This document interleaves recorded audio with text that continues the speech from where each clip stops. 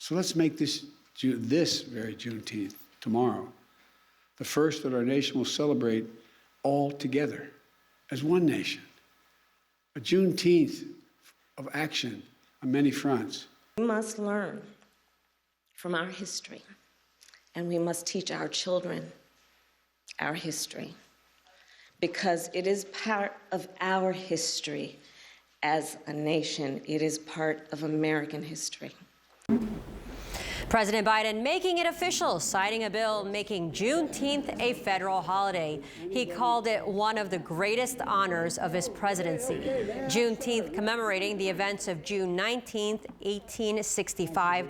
That's when enslaved black people found out that they were free. So how will local business owners be celebrating the day and using this moment in history as a teachable one?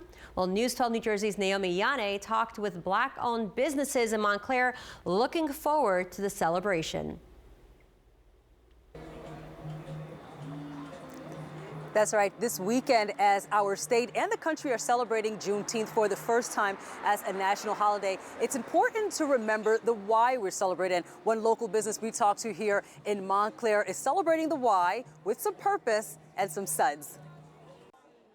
Denise Ford Sawadogo and her husband own and operate Montclair Brewery in Montclair.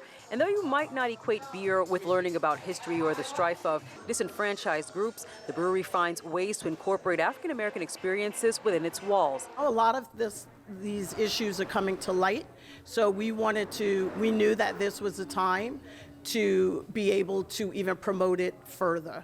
Like they do for Black History Month, the brewery will be highlighting and celebrating Juneteenth with a curated day of events and, of course, a special brew. We have our special beer called the Jubilee, which is a red wheat ale that we brewed specifically on behalf of this joyous holiday. Now here's a brief history lesson. Juneteenth is short for June 19th.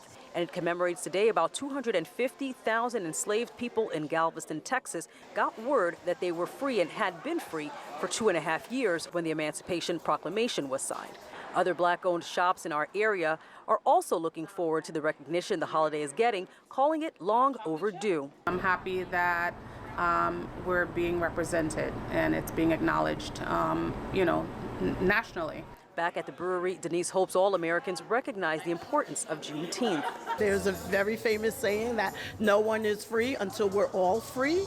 So this is just, if not bigger, than Independence Day.